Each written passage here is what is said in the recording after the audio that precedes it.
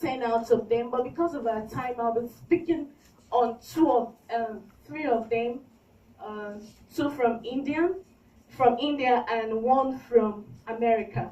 So I'd like to go to the next. Okay, as we all know that in politics we have less of women in politics, and it's not even in politics alone. Even in technology, in other sector, we have less of women. We can see. I think we are all familiar with this percentage of women in Lok Sabha, and only in politics alone. So I'd like to go to the next one. Yeah, this is mine. Now I'll be talking on women empowerment.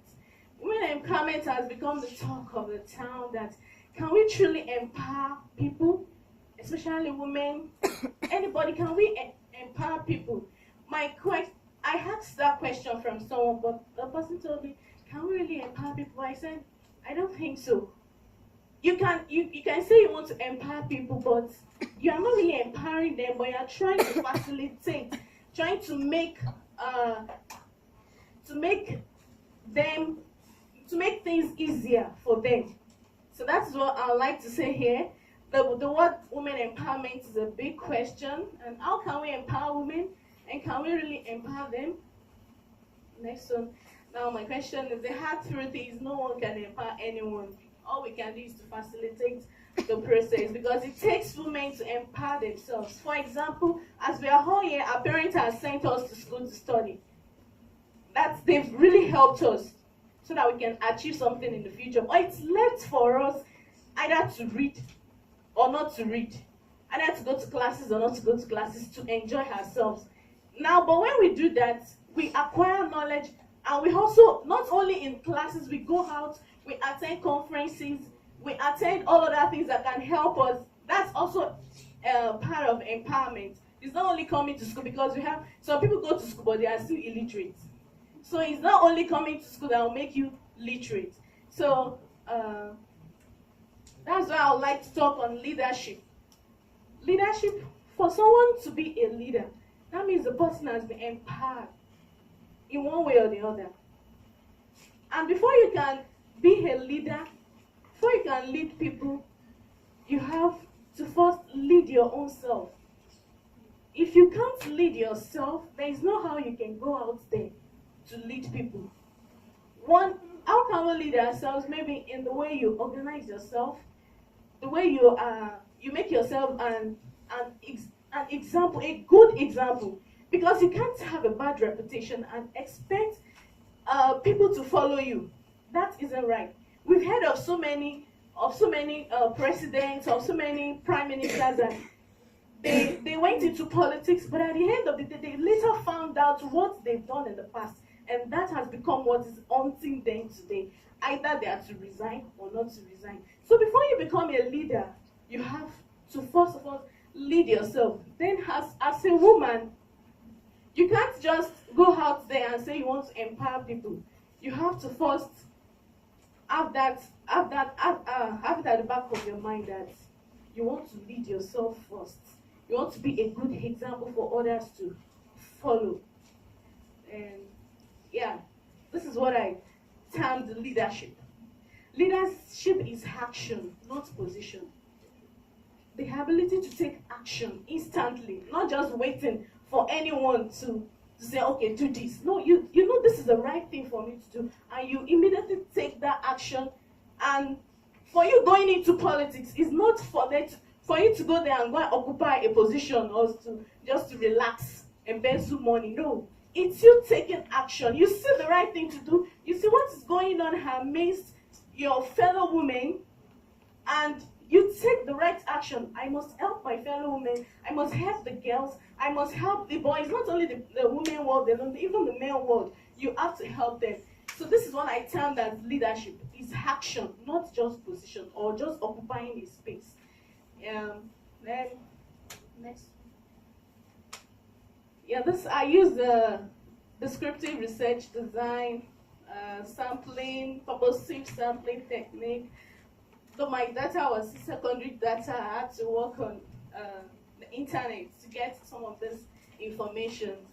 and content analysis next because of that time. Yeah. These are the selected global women influential.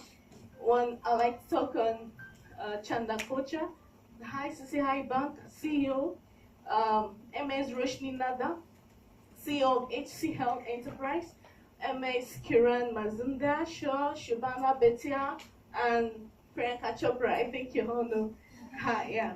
And foreign global influential, Angela Merkel, the Chancellor of Germany, Theresa May, the PM UK, Miss Melinda Gates, Susan Wojcicki, Isabel dos Santos. The next. Yeah. Chanda Kocha, I like to quote her. She said, women in any organization can grow just by their merit and not by special favors and privileges due to their gender. Yes, this is where is the reservation comes in this place. It's a privilege. Just give them the privilege. You know they are women. They can't do things right. Just allow them. So she said that we should not just place women on special favors. Just favor them. And at the end of everything, you say, it's because I favored them, we give them the privilege. That's why they are in power. No, we should let women grow by their own merit. Let them compete. If it's competition, let them compete with men and let them come out with flying colors and get to that space. Not just giving them, okay, just go, so that they can say, okay, women are dead, they are just. The next one, yeah. I like to talk on her background, the childhood, education, career path, family life, outstanding decisions. Her father was a principal. A mother, homemaker. Her father died at the age of 13. She dreamed to become an IAS, and she was educated up to masters. In her dating life, she dated. Her love story was so sweet. And two soulmates that found love and passion amid studies. Her career path, she joined ICC as a management trainee in establishing ICC High Bank during the 1990s. And she gives full support to her family and raising her kids. She had 2 children, and she's happily married to her boyfriend. So, batchmate at MBA, she know that love story is so sweet. It really helped her too. And she made an outstanding decision. She set out meeting to know the consumers' expectation throughout the country. She did not just sit back and say, okay, this is the challenges in the world, in the country. She did not sit back. She went out there to ask people, what is the challenge you are facing in this area?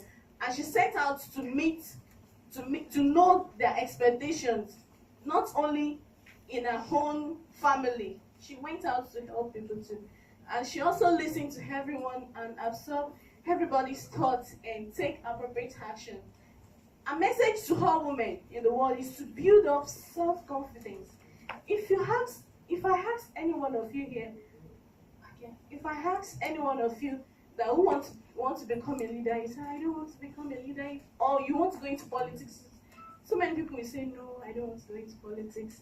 But you because you think, I don't need it, I don't need to go to politics. Those who do it, that's why people who are not supposed to be there are there today. We should take a stand. We should be confident in ourselves that we can do it. The next one, please.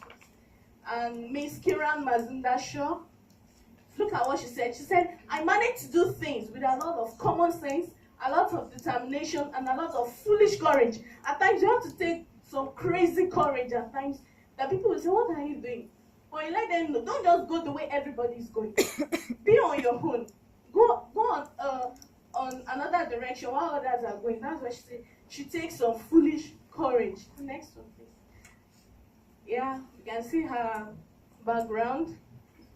She attended school at Bangalore and all this stuff. She hoped to become medical school, but did not obtain a scholarship, and she wasn't discouraged. She had to switch. So it's not that because you did not come out with flying colors in your education. That is not the end of life. She switched, and today we hear about Biocon. She found it difficult to recruit people to work when she first started, but at the later end we can hear of Biocon in India today. The next one, please. Yeah, Miss Susan Wojcicki, our own coach was talking about the importance of finding balance between family and career. People find it difficult today. They find it difficult to cope with family and career, especially women that maybe their men, husband are not helping them. But she said she gave this that there is importance of finding balance between family and career. Just the balance. So it may look as if it's inconvenient to you, maybe to your health, but you should find time to be balanced. Next one, please.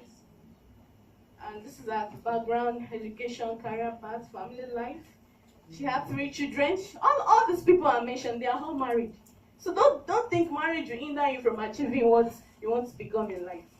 Yeah, and the next one, please. Now my conclusion is we cannot empower women, but we can facilitate women for empowerment.